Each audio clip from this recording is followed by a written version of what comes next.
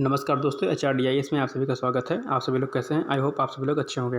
देखिए, जैसा कि हमने आप लोगों से वादा किया था कि हम 1000 MCQs कराएंगे आप लोगों को। 1000 क्या, सॉरी, 10,000 MCQs कराएंगे। और वो 10,000 MCQs की आज पहली सीरीज आज स्टार्ट हो रही है और थोड़ा फास्ट करेंगे हम लोग, ताकि जल्दी जल्दी आप लोग क्वेश्चन को करते रहें। और इसकी PDF अभी कुछ दिन बाद आपको टेलीग्राम चैनल पर दे दी जाएगी। अभी टेलीग्राम चैनल नहीं बना है, कुछ टाइम बाद बन जाएगा, उसके बाद सारी PDF आपको मिल जाया करेंगे। चलिए फिर बिना देरी के आज का सेशन स्टार्ट करते हैं। देखते हैं कि पहला प्रश्न क्या है। आप लोग थोड़ा फास्ट करिएगा और चीज़ों को थोड़ा समझने का प्रयास करिएगा। चलिए आइए देखते हैं पहला प्रश्न है कि निम्नलिखित में से कौन सी संकल्पना गलत है। तो ए ऑप्शन है, पर्यावरण की कार्यप्रणाली प्राकृतिक नियमों से चालित होती है, सही है। पर्यावरण के तत्वों में पार्थिव एकता विद्यमान है, सही है। पर्यावरणीय भौतिक संसाधनों का भंडार है लेकिन जैविक संसाधनों का नहीं, ये भी सही है। डी ऑप्शन आपका रॉन्ग है, क्योंकि पर्यावरणीय व्यवस्था में स्वयं संवर्धन क्षमता विद्यमान नहीं होती है। ठीक, तो ये आपका रॉन्ग हो जाएगा।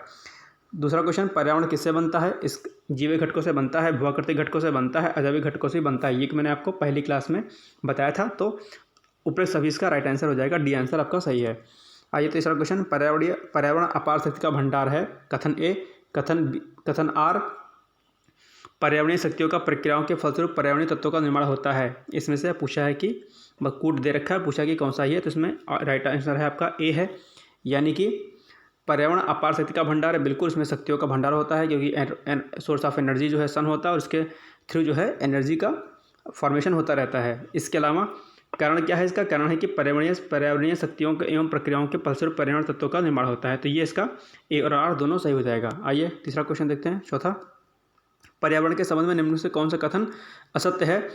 इसका राइट आंसर हो जाएगा सी, हरे पौधे अपने मृत अवयवों को अपघटित कर सकते हैं। ठीक है, असत्य पूछा है, यानी कि ये नहीं कर सकता है। ठीक है, मृत अवयवों को अपघटित कौन करता है? डिकम्पोजर करते हैं। तो राइट आंसर इसके बाकी सारे हैं कि जैवमंडल पर्यावरण के अध्ययन की आधारभूत इकाई है। अपघटक जीव अपना भोजन स्वयं नहीं बनाते हैं, सही है। और जैवमंडल में भौतिक एवं जैविक तत्व दोनों ही विद्यमान होते हैं, ये सही भी सही है। वनों को काटने का परिणाम होता है, क्या हो जाएगा? इसका राइट आंसर बी है, मिट्टी का क्षरण और अनियंत्रित बाढ़ होगा। वृक्षों तथा वनों को काटने से किस प्रकार की हानि होती है? वायुमंडलीय परिवर्तन होगा, प्रदूषण का खतरा होगा, भूमि संरक्षण भी इससे होगा। तो यानी कि उपयुक्त सभी इसके राइट आंसर इसका हो जाएगा डी। जीवों को पारिस्थितिकी कारकों का योग पर्यावरण है, यह कथन किसका है? ठीक है, ए फिटिंग ये है। इन्होंने कहा था कि जीवों के पारिस्थितिक कारकों का योग पर्यावरण है, याद रखिएगा। ए आंसर हो जाएगा ए ऑप्शन। अधोलिखित में से भौतिक वातावरण का तत्व नहीं है, कौन सा? भौतिक पर्यावरण में बस्तियाँ नहीं आती हैं, भूमि के रूप आते हैं, मिट्टी आते हैं, खनिज आते हैं। ये क्वेश्चन भी मैंने आपको सेकंड क्लास में बताया था कि भौतिक जो आपके कंपोनेंट होते हैं वो उसके अंतर्गत क्या क्या आते हैं। तो ये आप लोग क्लास देख लीजिएगा, नहीं देखा है तो। 9 नंबर क्वेश्चन है कि सतत एवं अस्थायी विकास किस प्रकार की अवधारणा से संबंध रखता है? IAS में क्वेश्चन आया हुआ है, इंपॉर्टेंट, ध्यान रखिएगा। तो ये है नवनियतिवादी अवधारणा से। ये आप लोगों ने अगर आप लोग CTET वगैरह की क्लास करते होंगे तो वहाँ पे नवनियतिवादी आपने पढ़ा होगा इसको। चलिए क्वेश्चन नंबर 10, पर्यावरण एक अविभाज्य समष्टि है जिसकी रचना होती है किससे? भौतिक, जैविक एवं सांस्कृतिक तत्व वाले पारस्परिक क्रियाशील तंत्रों से। राइट आंसर हो जाएगा इसका डी, इसका राइट आंसर है। क्वेश्चन नंबर 11, वर्तमान समय में वन्य क्षेत्र उसे कहा जाता है जहाँ प्रकृति में मानव क्रियाओं द्वारा परिवर्तन होता है 50% से कम। ठीक, ये भी CDS यानी कि जो आपका UPSC एग्जाम लेता है उसमें पूछा गया है, इंपॉर्टेंट है, ध्यान रखिएगा। क्योंकि प्रीवियस तरह के जो क्वेश्चन होता है UPSC के, वहाँ से जो है UPPCS या अन्य जो आयोग हैं वो उठा लेते हैं क्वेश्चन, ध्यान रखिएगा इसको। पर्यावरणीय निश्चयवाद के प्रतिपादक कौन थे? ठीक है, ये SSC में पूछा गया क्वेश्चन। कार्ल रिटर जो है इसके प्रतिपादक थे, ध्यान रखिएगा। पर्यावरण से अभिप्राय है, क्या अभिप्राय है? ये भी मैंने आपको बताया हुआ है। तो इसका A, B और C तीनों ही आंसर जो है राइट हो जाएगा, ध्यान रखिएगा। संयुक्त राष्ट्र संघ ने वर्ष 2002 को किसका अंतर्राष्ट्रीय वर्ष घोषित किया है? पुराना क्वेश्चन है। तो ये सतत विकास लक्ष्य घोषित किया गया था सन 2002 को संयुक्त राष्ट्र संघ द्वारा। राइट आंसर इसका हो जाएगा ए। सतत विकास के लिए आवश्यक है, क्या आवश्यक है? उपरोक्त सभी आवश्यक है। जैविक विविधता का संरक्षण, प्रदूषण का निरोधक नियंत्रण, निर्धनता को घटाना। तो राइट आंसर इसका डी हो जाएगा, उपरोक्त सभी हैं। क्वेश्चन नंबर 16, कौन सा भारतीय वैज्ञानिक यूनेप यानी कि UNEP द्वारा फादर ऑफ इकोनॉमिक्स इकोलॉजी अभिव्यक्त है? ये UPPCS में पूछा गया है। और इसका जो राइट आंसर हो जाएगा वो हो जाएगा MS स्वामीनाथन। और MS स्वामीनाथन के बारे में भी आपको जानते होंगे कि ये कौन थे। ठीक है, MS स्वामीनाथन, हरित क्रांति के जनक। चलिए क्वेश्चन नंबर 17, धारणीय विकास किसके उपयोग के संदर्भ में अंतर पीढ़ीगत शीलता का विषय है, प्राकृतिक संसाधन है ना। और धरणीय विकास आप लोग को पता होगा कि हमें वैसा विकास करना है जिससे कि वर्तमान की ज़रूरतों को पूरा करते हुए भविष्य की जो ज़रूरतें हैं उन पर भी हम खरा उतर पाएँ, यानी कि उनकी ज़रूरतें भी पूरी हो सकें उस समय के हिसाब से। यानी कि आज हम ऐसा कुछ विकास ना कर लें कि जिससे भविष्य में चिंता हो, भविष्य में कुछ ना रह पाए हमारे पास। तो इस तरीके से विकास करना, धरणीय विकास इंपॉर्टेंट है, ध्यान रखिएगा। क्वेश्चन नंबर 18 है कि भारत में धरणीय विकास के दृष्टिकोण से विद्युत उत्पाद का सबसे अच्छा स्रोत कौन सा है? जल विद्युत है। क्यों? क्योंकि इससे प्रदूषण नहीं होता है, कोयला से प्रदूषण होता है, खनिज तेल एवं गैस प्रदूषण का स्रोत है, और परमाणु ऊर्जा भी प्रदूषण होता है। इसलिए जल विद्युत जो आपका है ये धरणीय विकास के लिए एक अच्छा स्रोत माना जाता है विद्युत उत्पादन के लिए। क्वेश्चन नंबर 19, विश्व पर्यावरण दिवस जिस तारीख को मनाया जाता है, बहुत सही आंसर क्वेश्चन है, 5 जून को मनाया जाता है, आपको सही पता होगा। राइट आंसर इसका सी हो जाएगा। निम्न में से किस एक का संबंध पर्यावरण सुरक्षा नहीं है? ठीक है, तो धरणीय विकास पर्यावरण सुरक्षा का विषय है, गरीबी कम करना यह भी, और कागज़ के थैलों का प्रयोग, वातानुकूलन, ये जो है आपका सी जो है आंसर जो है क्या कहते हैं इसका, क्या हो जाएगा, सही हो जाएगा। ध्यान रखिएगा इस चीज़ का आप लोग। आइए आगे बढ़ते हैं और देखते हैं कि क्वेश्चन नंबर 21 क्या है। 21 है, निम्नलिखित वर्षों में से कब पर्यावरण संरक्षण अधिनियम पारित किया गया? इंपॉर्टेंट क्वेश्चन है, ध्यान रखिएगा। पर्यावरण संरक्षण अधिनियम यानी कि एनवायरमेंटल जो कंजर्वेशन अधिनियम है वो 1986 यानी कि 1986 में पारित किया गया था। इंपॉर्टेंट है, ध्यान रखिएगा। राइट आंसर इसका भी हो जाएगा। रियो 20 घोषणा पत्र का शीर्षक क्या था? इंपॉर्टेंट है, द फ्यूचर वी वांट। ध्यान रखिएगा, ऑप्शन नंबर ए इसका राइट आंसर है। आमतौर पर समाचार पत्रों में आने वाला रियो +20 सम्मेलन क्या है? ठीक है, इसका राइट आंसर ए हो जाएगा। यह धरणीय विकास पर सस्टेनेबल डेवलपमेंट संयुक्त राष्ट्र सम्मेलन है। ठीक है, इस पर ये क्या कहते हैं बैठक संपन्न होती है, ध्यान रखिएगा। क्वेश्चन नंबर 24 है कि निम्नलिखित कथनों पर विचार कीजिए। आइए इसका क्वेश्चन है 16 का कि एक नंबर है कि धरणीय विकास लक्ष्य यानी कि सस्टेनेबल डेवलपमेंट गोल्स पहली बार 1972 में एक वैश्विक विचार मंडल यानी कि थिंक टैंक ने, जिसे क्लब ऑफ रोम कहा जाता है, प्रस्तावित किया था। आगे इसके ऑप्शन देखते हैं। दूसरा, धरणीय विकास लक्ष्य 2030 तक प्राप्त किए जाने हैं। तो इसका जो राइट आंसर हो जाएगा वो हो जाएगा 2, यानी कि दूसरा वाला जो ऑप्शन है आपका सही है, बाकी गलत है। ठीक, तो धरणीय विकास का जो लक्ष्य है वो 2030 तक प्राप्त करना है, ये इंपॉर्टेंट है, ध्यान रखिएगा, अक्सर पूछ लेता है एग्जाम। ध्यान रखिएगा कि सस्टेनेबल डेवलपमेंट से संबंधित कोई भी क्वेश्चन होगा वो इंपॉर्टेंट, ध्यान रखिएगा आप लोग। क्वेश्चन नंबर 25, समाचार पत्रों में कभी कभी दिखने वाला एजेंडा 21 इंपॉर्टेंट है, ध्यान रखिएगा, के संदर्भ में निम्नलिखित कथनों पर विचार कीजिए। इसका जो 1 नंबर कथन है कि यह धरणीय विकास के लिए वैश्विक कार्य योजना है। दूसरा, 2002 में जोहान्सबर्ग में हुए धरणीय विकास विश्व शिखर सम्मेलन world summit on sustainable development में इसकी उत्पत्ति हुई। IAS 2016 का क्वेश्चन है। राइट आंसर इसका केवल 1 हो जाएगा, यानी केवल 1 है, दूसरा गलत है। यह धरणीय विकास के लिए एक वैश्विक कार्य योजना है, ये इसका राइट आंसर है, ऑप्शन नंबर ए, ध्यान रखिएगा। क्वेश्चन नंबर 26, आइए देखते हैं क्या है कि पर्यावरण संरक्षण के लिए ग्रीन आर्मी को किसने प्रारंभ किया था? इंपॉर्टेंट क्वेश्चन है, अक्सर एग्जाम में पूछ लेता है। ठीक, ऑस्ट्रेलिया ने ग्रीन आर्मी शुरू किया था। क्वेश्चन नंबर 27 देखते हैं कि हरित विकास यानी ग्रीन डेवलपमेंट के लेखक कौन है? WM एडम्स, और इनकी एडम्स की बुक भी आती है, जो फॉरेन राइटर हैं, ये बहुत अच्छी इनकी बुक होती है। ठीक है, एडम्स की बुक MSc की जो एनवायरमेंटल साइंस के जो स्टूडेंट हैं उनको पढ़ाई जाती है एडम्स की बुक। एनीवेज 28 क्वेश्चन देखते हैं कि निम्नलिखित में से कौन सा भारत में सतत विकास लक्ष्यों के कार्यान्वयन के लिए एक नोडल संस्था है? नीति आयोग। ठीक, और नीति आयोग के बारे में आप लोग जानते होंगे कि पहले इसका नाम योजना आयोग था और क्या कर दिया गया है, नीति आयोग कर दिया गया है। ध्यान रखिएगा, UPPSC 2019 का क्वेश्चन है, इंपॉर्टेंट है। 29 क्वेश्चन, निम्नलिखित में से कौन सा सतत विकास लक्ष्य यानी कि SDG भारत में 2030 तक सभी के लिए पानी की उपलब्धता और इसके स्थायी प्रबंधन को लक्षित करेगा? SDG 6।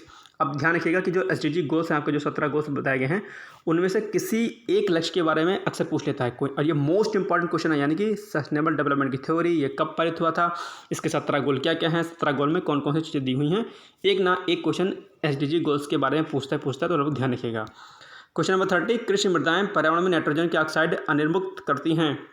ठीक, ये कथन है इसके। दूसरा कथन है कि मवेशी पर्यावरण में अमोनिया निर्मुक्त करते हैं। तीसरा कथन है कुक्कुट उद्योग पर्यावरण में अपक्रियाशील नाइट्रोजन यौगिक निर्मुक्त करते हैं यानी कि निकालते हैं।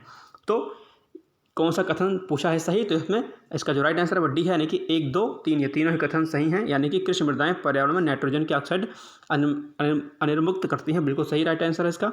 मवेशी पर्यावरण में अमोनिया निर्मुक्त करते हैं, बिल्कुल, अमोनिया आपने पढ़ा होगा कि क्या कहते हैं, और जो उनकी झाग होती है उससे भी CS4 निकालते हैं, ये भी आपको पता होगा। ठीक है, कुक्कुट उद्योग यानी कि पर्यावरण में अपक्रियाशील नाइट्रोजन यौगिक निर्मित करते हैं, ये भी कुक्कुट उद्योग जो होता है उससे भी, ठीक है, रिएक्टेबल जो नाइट्रोजन होती है वो निकलती है। तो ये क्वेश्चन, ये आंसर भी आपको पता होना चाहिए। चलिए आगे देते हैं क्वेश्चन नंबर 31 है पर्यावरण में निर्मुक्त हो जाने वाली सूक्ष्म कणिकाओं यानी कि माइक्रोबीट्स के विषय में अत्यधिक चिंता क्यों है? क्योंकि ये समुद्री परितंत्रों के लिए हानिकारक मानी जाती है, इसीलिए इसके बारे में चिंता का विषय है ये। तो इसका जो राइट आंसर हो जाएगा ये हो जाएगा ए। 32 इंपॉर्टेंट है, ध्यान रखिएगा।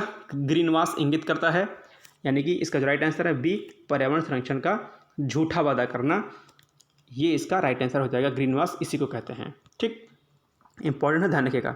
33 क्वेश्चन, मानव गतिविधियों से परिवर्तित पर्यावरण कहलाता है एंथ्रोपोजेनिक पर्यावरण, ठीक है। तो यानी कि जो एंथ्रोपोजेनिक मतलब जो मानव से संबंधित है वो एंथ्रोपोजेनिक होता है। जैसे एक नेचुरल होता है, दो टाइप होते हैं, ठीक है। जैसे अगर कोई कारक संबंधित कोई चीज़ है कि जैसे कि अगर मैं बोलूँ कि क्या कहते हैं प्रदूषण कैसे होता है या कुछ और कोई मैं आपको थ्योरी दूँ तो उसमें दो चीज़ें कारक होती हैं दरअसल, एक मानवीय कारक जिसे हम एंथ्रोपोजेनिक बोलते हैं और एक प्राकृतिक कारक उसे हम नेचुरल बोलते हैं। तो ये चीज़ ध्यान रखिएगा। ओके, क्वेश्चन नंबर 34 है कि नीचे दो कथन दिए गए हैं जिनमें से एक कथन ए तथा दूसरे को कारण आर कहा गया है, ठीक है। यूपीपीएससी 2019 का क्वेश्चन है, इंपॉर्टेंट है। कथन है कि सतत विकास मानव समाज के कल्याण हेतु महत्वपूर्ण है, ठीक है, बिल्कुल सही बात है। फिर क्वेश्चन जो इसका जो कारण है वो है कि सतत विकास से अभिप्राय ऐसे विकास से है जो भावी पीढ़ी की जरूरतें पूरा करने की योग्यता प्रभावित किए बिना वर्तमान समय की आवश्यकता पूरी करे, बिल्कुल सही बात है, मैंने आपको बताया है। तो ये दोनों ही सही हो जाएगा, यानी कि राइट आंसर इसका ए हो जाएगा। ए और आर दोनों सही हैं और आर कथन ए की सही व्याख्या है, ध्यान रखिएगा। क्वेश्चन नंबर 35 है, निम्नलिखित सूचकांकों में से कौन सा मानव विकास सूचकांक SDI की गणना में सम्मिलित नहीं किया जाता है? ह्यूमन डेवलपमेंट इंडेक्स बहुत इंपॉर्टेंट है, ठीक है, अक्सर परीक्षा में करंट अफेयर्स में पूछ लिया जाता है। तो इसमें सामाजिक असमानता नहीं शामिल किया जाता है, बाकी जीवन प्रत्याशा, प्रति व्यक्ति आय और शिक्षा शामिल किया जाता है, यानी कि इसका राइट आंसर हो जाएगा डी को सामाजिक असमानता इसमें शामिल नहीं किया जाता है, ध्यान रखिएगा। ओके, आइए नेक्स्ट क्वेश्चन देखते हैं। 36 क्वेश्चन, सामान्यतः पर्यावरण को निम्न प्रकार से वर्गीकृत किया जा सकता है, निम्नलिखित में से कौन सा इस वर्गीकरण का अंश नहीं है? तो इसका राइट आंसर हो जाएगा परिचालन पर्यावरण, बाकी जो हैं इस, ठीक, यानी कि भौतिक पर्यावरण, जैविक पर्यावरण और सांस्कृतिक पर्यावरण। ये क्वेश्चन भी मैंने आपको पढ़ाया था, ध्यान रखिएगा।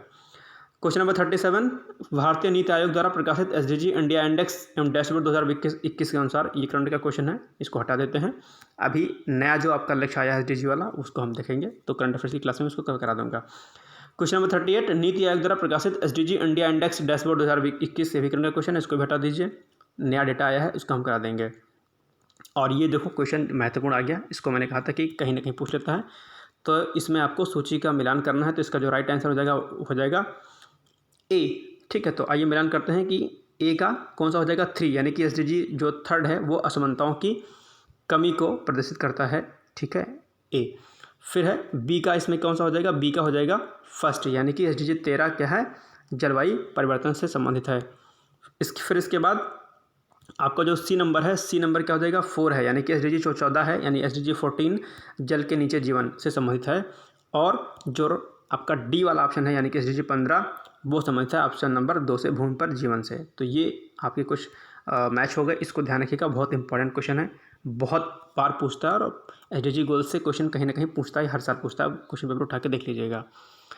इसके अलावा फिर निम्नलिखित में से कौन सा सतत विकास लक्ष्य SDG हेतु 2030 तक प्राप्त करने का लक्ष्य है? तो इसका जो राइट आंसर है वो है डी, अंतरिक्ष अनुसंधान, ठीक। तो ये हो गया आज का प्रश्न। आई होप आप सभी लोगों को ये सीरीज अच्छी लगी होगी। इसी तरीके से हम लोग डेली कुछ ना कुछ किसी न किसी विषय के संबंधित प्रश्नों का संकलन जो इकट्ठा करके आपको कराएंगे, और आप इसे एक बार देख लीजिएगा अच्छे तरीके से। एक बार अगर वीडियो नहीं समझ में आया हो तो दोबारा से एक बार देख लीजिए, और तब तक फिर आप लोग पढ़िए, और फिर कल मिलते हैं नए सीरीज के साथ। हाँ, शाम को आपकी एनवायरनमेंट की क्लास नंबर 4 हो जाएगी, और अगले वीक से हम पॉलिटी की क्लास स्टार्ट करेंगे, ध्यान रखिएगा। तो जब कुछ चैप्टर हो जाएंगे उसके बाद फिर पॉलिटी, फिर से एनवायरनमेंट, फिर पॉलिटी, इस तरीके से हम करेंगे।